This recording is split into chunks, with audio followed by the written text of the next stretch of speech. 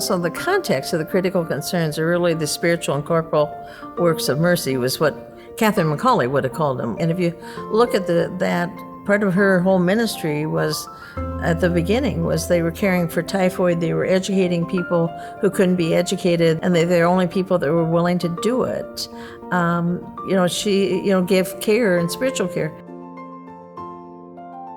I love being outside. I love working in the dirt and those kinds of things. I can't do much of it anymore.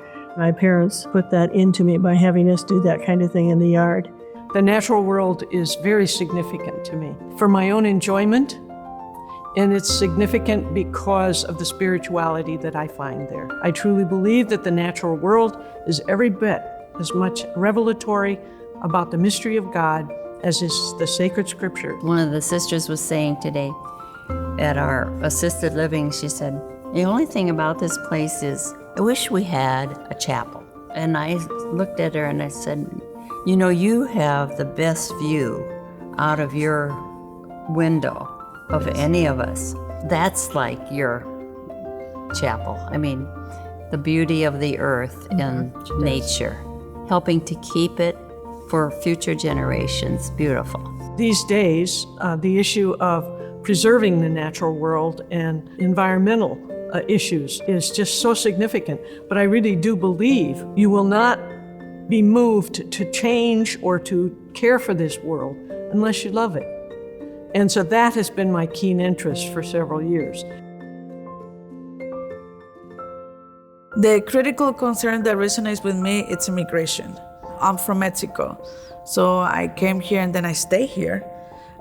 So my motherland is Mexico, but I marry this country and I have my family here. So I know, I have a conviction, I know what it's like to leave everything back home and to start something new and to have a dream, the American dream or whichever we would like to call it. My family has a lot of immigrants in it, and so immigration and the love of people and being kind to all people. We're all brothers and sisters, and we're all children of God, and so immigration is very important to me. I spent about 20 years near the border. It changed my life. I did go to Nicaragua and was horrified at what I discovered about U.S.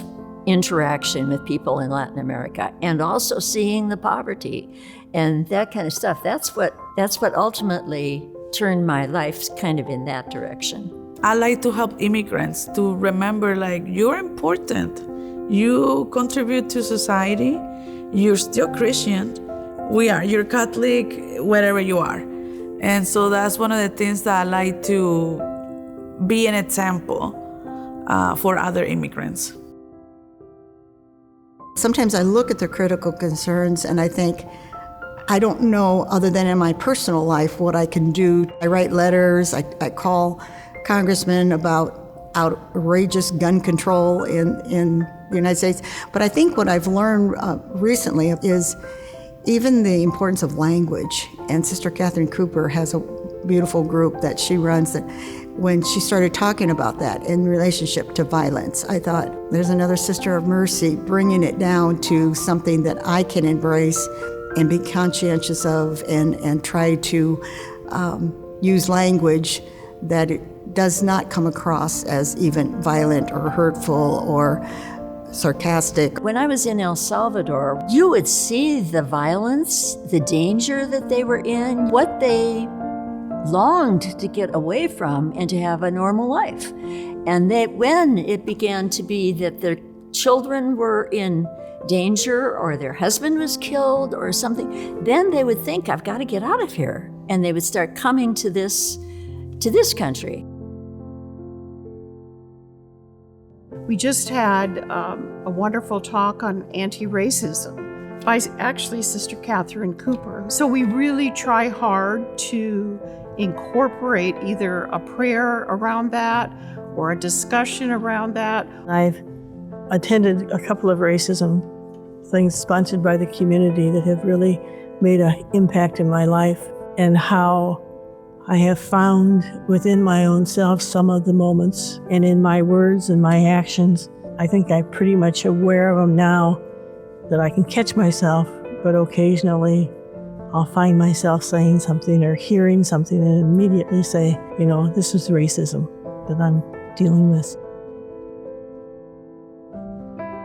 I was campus minister at Mercy High School for 18 years. A welcoming spirit is there, it bounces off the wall. Inclusivity is, and with the amount of diversity, and it's just one of the best places I've ever been. If you look at the demographics of the United States, there's more women than there are men, but it seems like the men are pushed into those leadership roles, whereas here at the college, it's up to the women. It's a small women's college. It's a great place to be. It's a great place to learn. Charism is what you have in your heart. The critical concerns are the concrete actions that carries out the charism that you have in your heart. It's a way of being, a way of thinking. It's a way of life. It's a value system.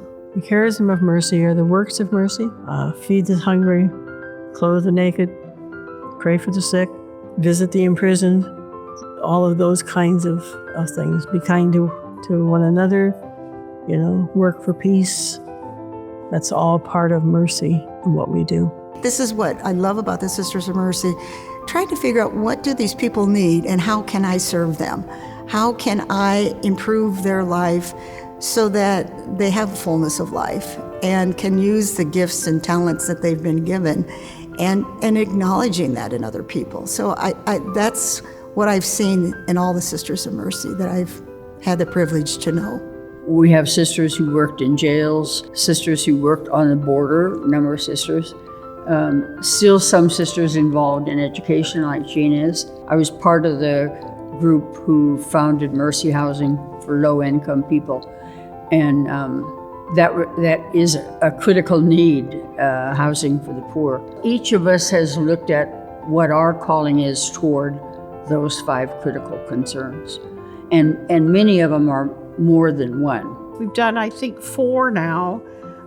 Sunday meals for the refugees through Omaha Welcomes the Stranger, with the Furniture Project and Restoring Dignity. How do you hold on to hope and spread that hope to others? We'll sometimes drive each other crazy about it, but we also will say, but we're going to stand together on this. We get it. And this is how I'm going to do it, or this is how you're going to do it. But we will stand together.